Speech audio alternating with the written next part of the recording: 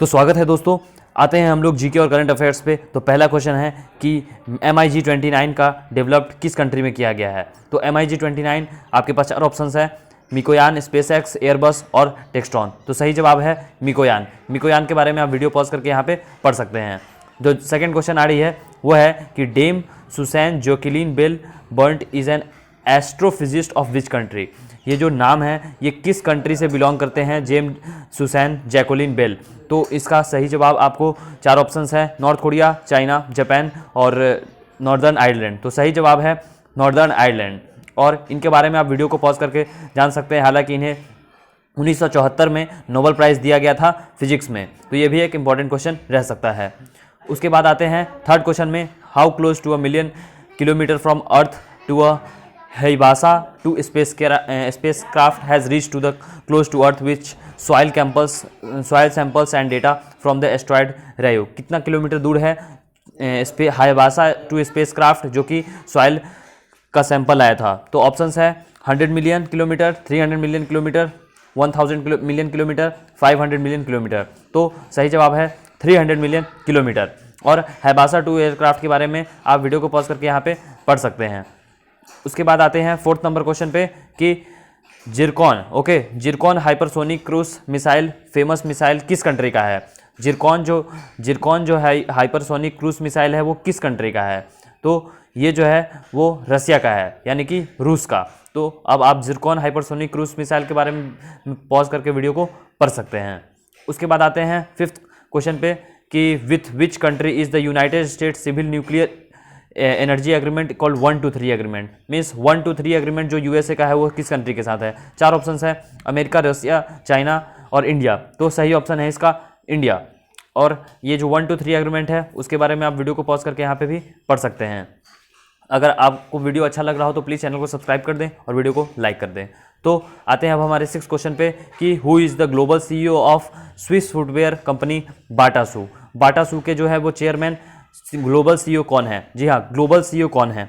तो चार ऑप्शन है, संदीप कटारिया, प्रशांत शर्मा, थॉमस जॉर्ज और MP सिन्हा। तो इसका जो सही आंसर है वो है Sandeep Kataria.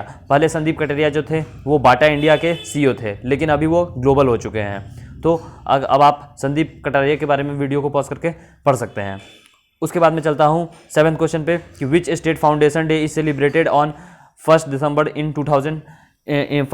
In India. Means 1 दिसंबर को किस राज्य का अपना फाउंडेशन डे मनाया जाता है। चार ऑप्शन है आपके पास, असम, मिजोरम, अरुणाचल प्रदेश, नागालैंड। तो सही ऑप्शन है इसका नागालैंड।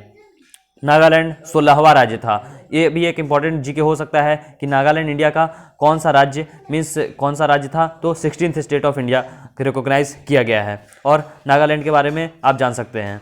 उसके बाद बात करूं कि British academy of films and television arts BAFTA के एम्बेसडर कौन हुए। तो इसका चार ऑप्शन है, AR रहमान, अभिजीत शर्मा, अक्षय कुमार और परेश रावल। तो सही ऑप्शन है इसका AR रहमान। AR रहमान के जो है वो हाल ही में एम्बेसडर अभी घोषित किए गए हैं BAFTA यानी कि British academy film and television arts के।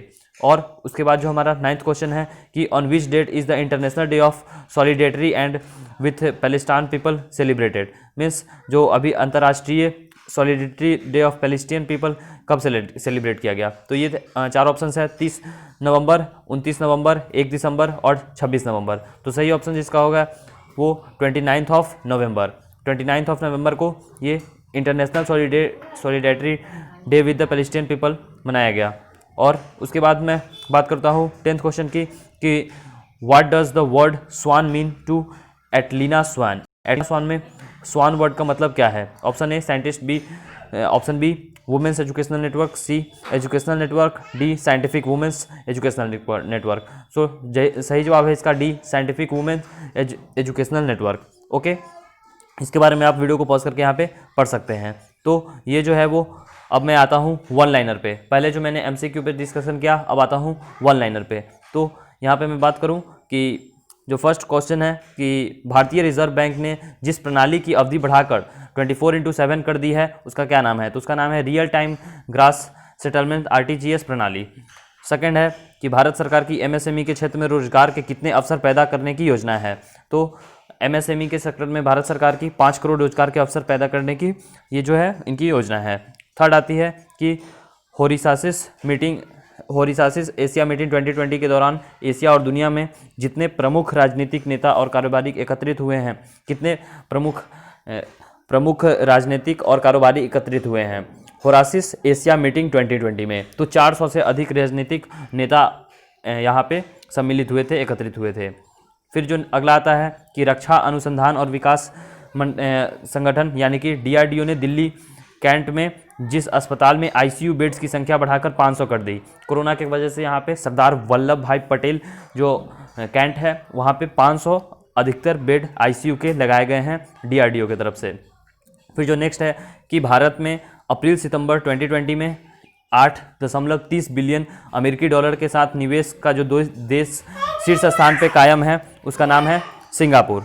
भारत और सिंगापुर के बीच में 8.30 बिलियन अमेरिकी डॉलर का निवेश किया गया है वर्ष 2020 में। भारत में वित्त वर्ष 2020-21 में पहली छमाही व विदेशी निवेश 15% बढ़ाकर जितने डॉलर हो गया है अब वह 30 बिलियन अमेरिकी डॉलर हो चुकी है। उसके बाद जापान का स्पेसक्राफ्ट एस्ट्रॉयड्स मिट्टी का सैंपल लेकर पृथ्वी पर किस तारीख को वापस लौटेगा? तो ये 6 दिसंबर 2020 को वापस लौटेगा। जापान का स्पेसक्राफ्ट एरोस्पेस मिट्टी का सैंपल लेकर पृथ्वी पे वापस लौटेगा।